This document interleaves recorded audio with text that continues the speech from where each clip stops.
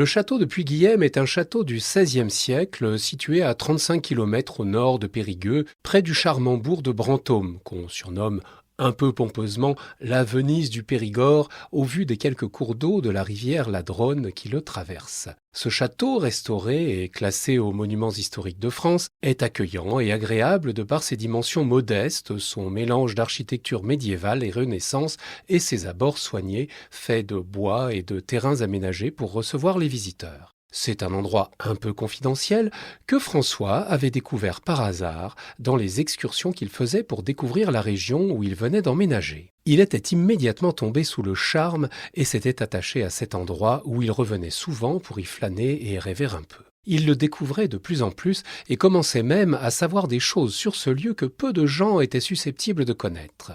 En fait, il avait rencontré, dès le début, M. Georges Cluzel, le responsable régional des monuments historiques, qui venait de temps en temps accueillir des visiteurs ou faire des conférences spécialisées. François venait de prendre sa retraite du Centre de recherche sémiotique de l'Université de Limoges et avait terminé sa carrière comme membre du prestigieux Institut universitaire de France à la chaire de sémiotique, cette science moderne dont le but est d'étudier la fabrication du sens à travers un texte, une image, une sculpture, un son, etc.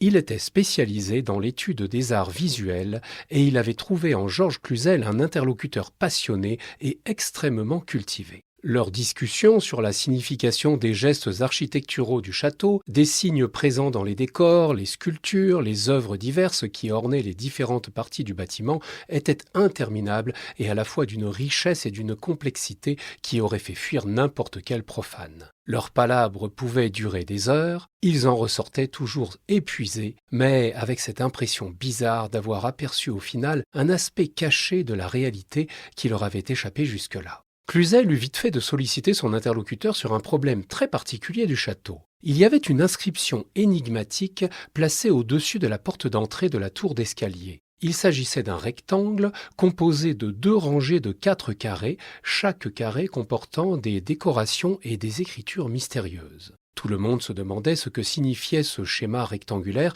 et pourquoi il était là. C'était même devenu une sorte d'attraction touristique et il était reproduit sur les cartes postales vendues à l'accueil sous l'intitulé « Le mystérieux rectangle de Puy-Guillem ». La première fois qu'il en parla à François, Cluzel se perdit dans toutes sortes d'interprétations assez farfelues, d'hypothèses symboliques alambiquées, d'explications sans vraiment de fondement. Rapidement, François sentit que c'était de sa compétence de lui fournir quelques arguments d'analyse scientifique qui donneraient du sens à ce fameux rectangle de Puy-Guillem, initiant ainsi un mythe qui pourrait perdurer longtemps pour le bonheur des touristes et des amateurs d'ésotérisme de tout poil. Il en parla à Cluzel et, mi-amusé, mi-sérieux, ils s'entendirent pour lancer la recherche.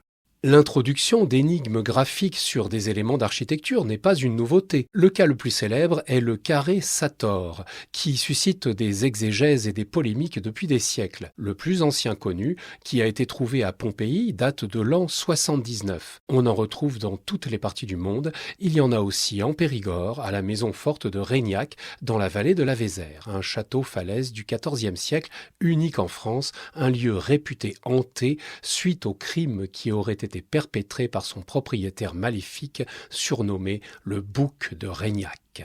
Le carré Sator a été popularisé dernièrement par le film de science-fiction Tenet de Christopher Nolan en 2020, dont il est un élément structurant. Le carré Sator est un carré magique qui est une forme de mot croisé disposé en carré, ne comportant pas de cases noires et constitué de mots valides dans une langue définie. Ils peuvent, par définition, être lus horizontalement et verticalement et présentent dans ces 2 sens les mêmes mots. Les écrits et les interprétations du carré Sator, à travers les âges, ne se comptent plus et en font sûrement un des mystères sémiotiques les plus célèbres de l'histoire. Dans les bâtiments sacrés, comme les cathédrales, les bâtisseurs, les maçons, se permettaient de parsemer certains murs de figures symboliques, de significations souvent païennes, ou simplement pour marquer leur passage ou celui de leur confrérie.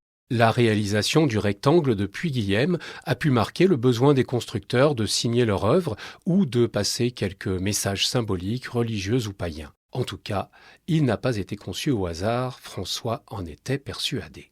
La chose la plus remarquable que repéra immédiatement François fut un certain nombre de symétries qui semblaient avoir un sens caché. Sur les 8 carrés formant les 2 lignes du rectangle, les 4 carrés situés au centre pouvaient être considérés comme une forme autonome, un carré de dimension 2 intégré au rectangle.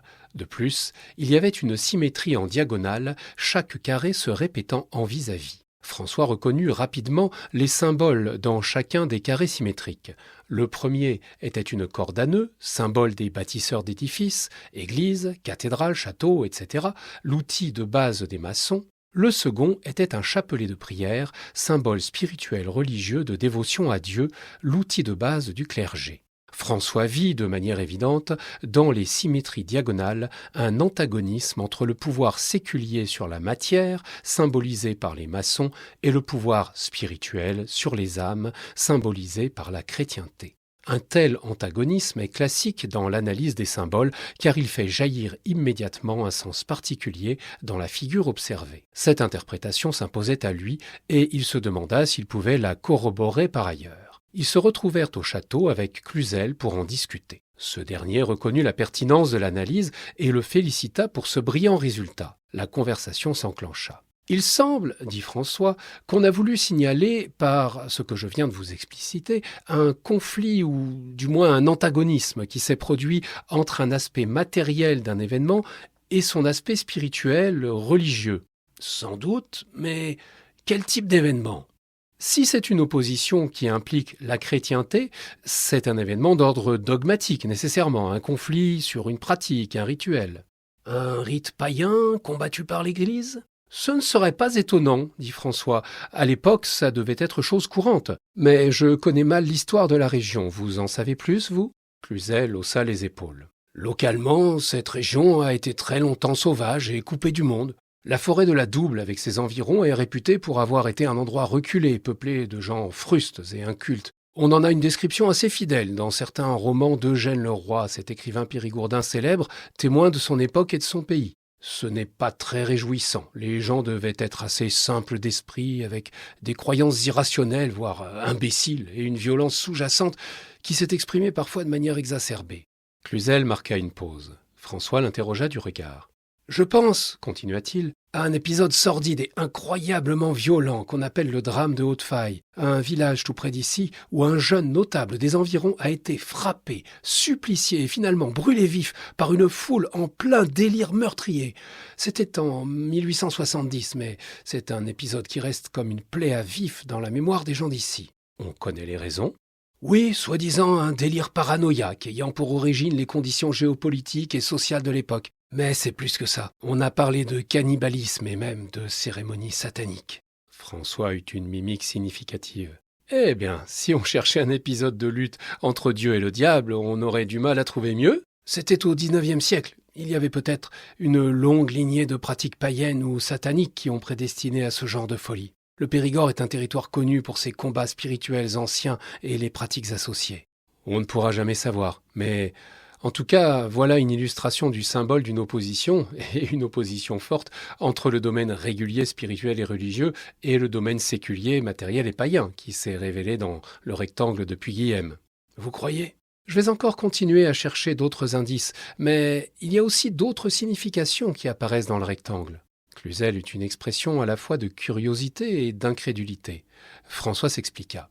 Nous avons déjà trouvé une signification plausible sur le carré symétrique central, formé de 4 carrés élémentaires. Mais regardez les 2 carrés au bord à gauche et les 2 carrés au bord à droite. Si on les assemble, ils forment aussi un carré de longueur 2, qui est une figure symétrique, rappelant celle qu'on vient d'étudier. La question est pourquoi ce carré est éclaté en 2 parties distantes et n'est pas mis au même niveau que le premier que nous venons d'étudier afin de faire ressortir une signification équivalente. Devant l'expression interrogative mêlée d'incompréhension de Cluzel, François sourit. « Je vais étudier ça maintenant. » François se mit à visiter régulièrement le château de Puyguilhem. Il en connaissait maintenant les moindres recoins et sa recherche sur l'élicitation des symboles du rectangle commençait à devenir une obsession.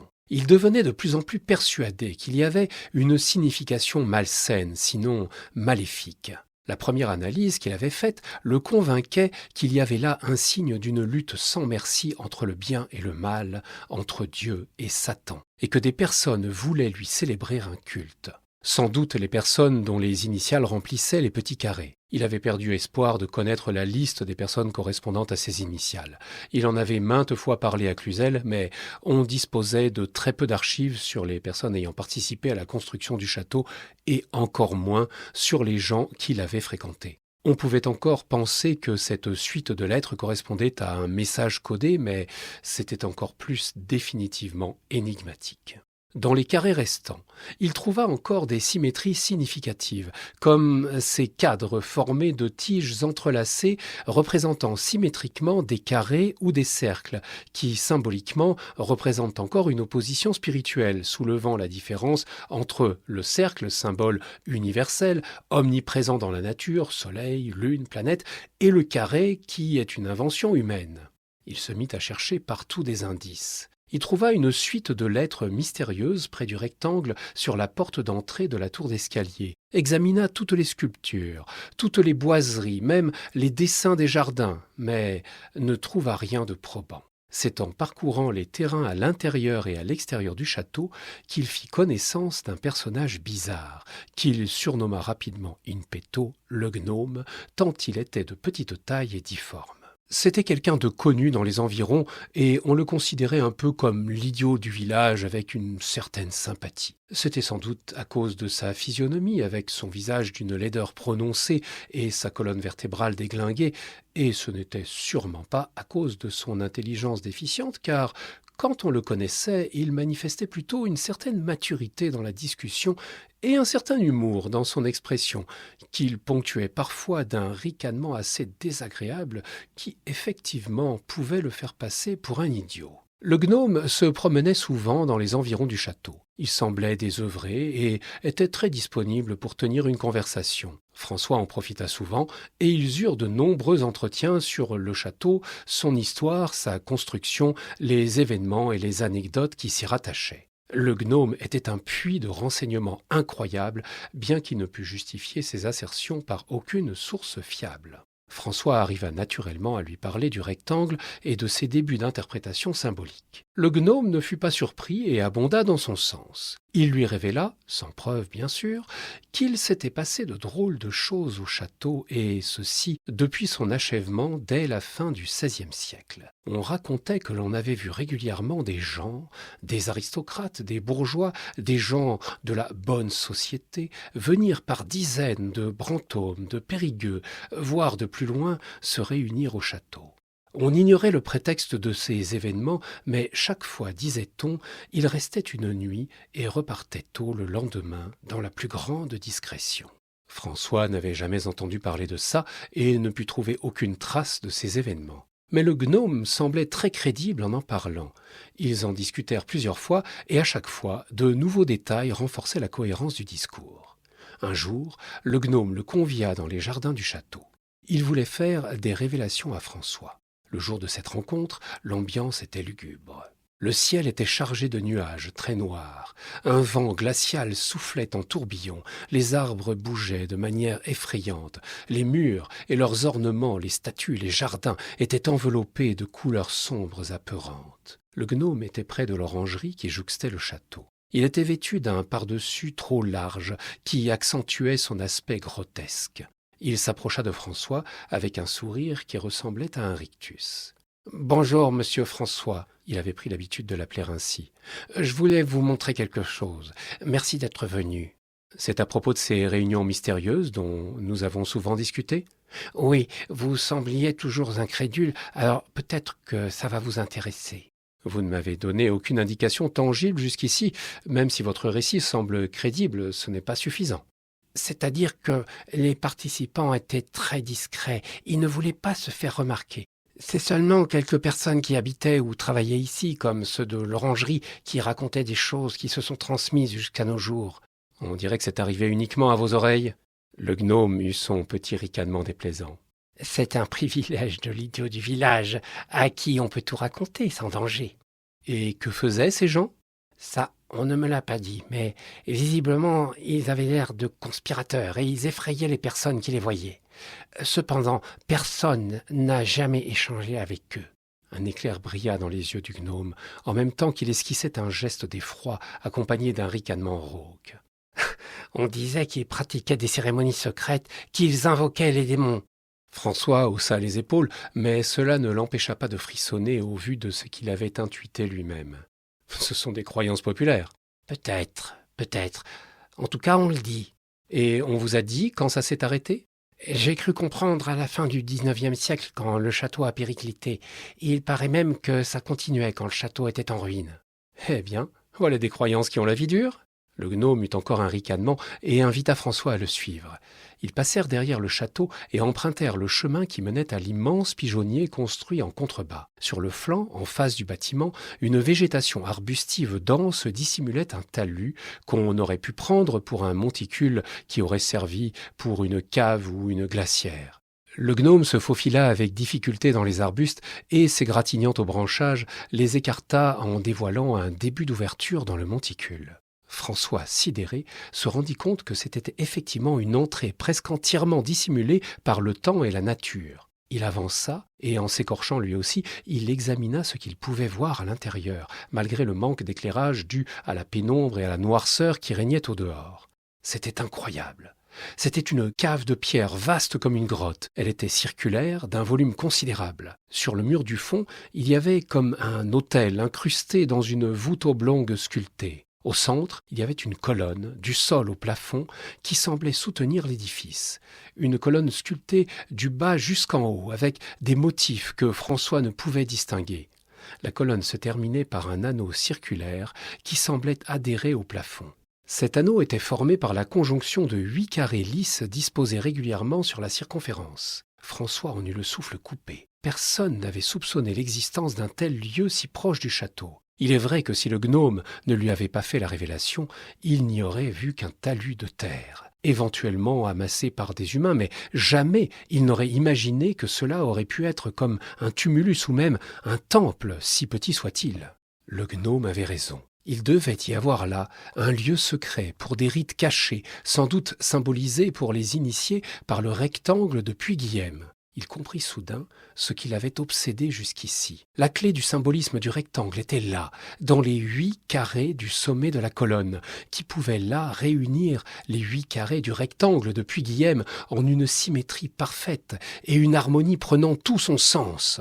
Ce fut comme si la foudre était tombée sur le talus à ses pieds. Il sentait qu'il venait de décrypter le secret. Il ressentit comme une immense impression d'une lumière qui envahissait son cerveau, comme l'effet fort et soudain d'une drogue qui libérait d'un coup tous ses principes actifs. Il tourna la tête vers le gnome, celui-ci le regardait fixement, avec les yeux brillants et toute sa laideur s'incarna dans son ricanement insupportable. François devint obsessionnel. Après la découverte du temple, c'est ainsi qu'il l'avait dénommé, il voulait absolument en décoder les signes et comprendre son fonctionnement rituelique. Il y passa tout son temps. Il revint très souvent sur le lieu, souvent seul, parfois avec le gnome, mais toujours très discrètement, car lui et son étrange acolyte avaient décidé que personne ne devait être au courant avant que certains mystères aient été compris. À quoi servait ce lieu ? Quelles étranges et maléfiques cérémonies s'étaient déroulées là jusqu'à un passé pas si lointain ? Quelles étaient les clés symboliques présentes sur place qui permettaient de comprendre les rituels déroulés pendant les célébrations et qui permettraient peut-être de les reproduire ? Au bout de quelque temps, François comprit bien que c'était là sa quête, reproduire les rituels, en tester les effets, en dupliquer les résultats. Chaque fois qu'il venait dans ce lieu énigmatique, il ressentait une force incroyable qui s'en dégageait, un souffle mystérieux qui l'animait. Mais cette force le dominait, le subjuguait sans qu'il puisse la comprendre et la maîtriser. À chaque visite, l'impression qu'il pouvait s'approprier cette force, la faire sienne, augmentait, et ce ne fut plus que son objectif final. Il développa une activité intense et une énergie folle à comprendre les mystères de ce temple. Avec toute son expertise sémiotique, il étudia en détail tous les signes présents sur les différentes parois et sur la colonne centrale. C'était un foisonnement symbolique incroyable qui s'offrait à lui et qui lui racontait un récit mythique, mystérieux et effrayant dans lequel il reconnut les allégories de la lutte entre le bien et le mal, les représentations de Dieu et de Satan, du paradis et de l'enfer. Il traça tous les antagonismes qu'il mettait en évidence, les clés de compréhension qu'il y voyait. Et sans surprise, il comprit que la symétrie des figures et des signes était la clé de lecture du mythe qui était célébré dans ce lieu dissimulé à la vue des non-initiés. Il en conclut que c'était le message caché que contenait le rectangle de Puy-Guillem, avec ses symétries plus ou moins imparfaites et sa symbolique d'opposition profane-sacrée. Il pensait ainsi avoir décrypté le secret du rectangle. Il voulait maintenant le mettre en œuvre. Il en avait trouvé le moyen. Toute la symbolique du temple, notamment les enchevêtrements de symboles de la colonne centrale, lui désignait le chapiteau de la colonne comme le siège de la puissance qui habitait le lieu. Pourtant, ce chapiteau n'était composé que de 8 carrés égaux, juxtaposés sur la circonférence et complètement lisses. François comprit assez vite le lien avec les 8 carrés inclus dans le rectangle de Puy-Guillem. Ces derniers étaient destinés à compléter la colonne et à achever la manifestation de la puissance célébrée depuis des siècles à cet endroit. Le rectangle de Puy-Guillem était une représentation déstructurée, plane et limitée dans l'espace. Il contenait toutes les symétries et tous les symboles nécessaires à l'accomplissement de la volonté spirituelle qui le sous-tendait, mais dans un désordre non conforme qui en empêchait l'exécution. François avait rétabli l'ordre mystique grâce à un modèle mathématique de géométrie. C'était assez simple, à partir du carré central au synchronisme assez visible. Il comprit qu'il n'avait plus qu'à ordonner les 8 carrés composant le rectangle en les mettant côte à côte selon la logique qu'il avait découverte et refermer cette figure linéaire pour en faire un cercle sans début ni fin. C'était ce cercle qui manquait au chapiteau de la colonne centrale, où l'emplacement avait été conçu, mais sans le décor final. C'était lui qui, finalement, avait été exposé sous une forme édulcorée au vu et au su de tous les profanes dans le rectangle de Puy-Guillem à l'entrée du château, et cela depuis des centaines d'années. François savait maintenant que c'était à lui de compléter la colonne, afin de libérer la force qui attendait dans le temple, sans doute depuis des temps immémoriaux. François se livra alors à un véritable travail d'anthropologue. Il décida de faire des facsimilés de chaque carré, en reproduisant chaque détail, chaque relief, chaque dessin ou sculpture, afin d'avoir des copies parfaites. Ce ne fut pas une mince affaire. Il se fit aider par le Centre national de préhistoire de Périgueux, où il s'était fait beaucoup d'amis. Celui-ci disposait d'appareillages modernes pour tracer des modèles 3D des parois rupestres des grottes où se trouvaient des œuvres préhistoriques. Il dut inventer des justifications crédibles pour que Georges Cluzel lui permette de monter des échafaudages et de faire les relevés correspondants sur le rectangle de Puy-Guillem. Il y passa beaucoup de temps, mais finalement obtint une reproduction en 3D fidèle de chaque carré avec toutes les cotes correspondantes. Il se rendit ensuite dans un Fab Lab de Périgueux, un endroit au sein duquel des outils sont mis à disposition des utilisateurs pour leur permettre de donner vie à leur projet. On y trouve notamment des imprimantes 3D, des outils de découpe de précision, etc. Un Fab Lab, c'est aussi un lieu collaboratif de travail et d'échange entre des personnes d'univers différents. Le Fab Lab de Périgueux était assez renommé et attirait beaucoup de créateurs et d'artistes des environs. François y trouva conseil et matériel pour réaliser ces 8 facsimilés en pierre reconstitués à partir des représentations 3D qu'il en avait.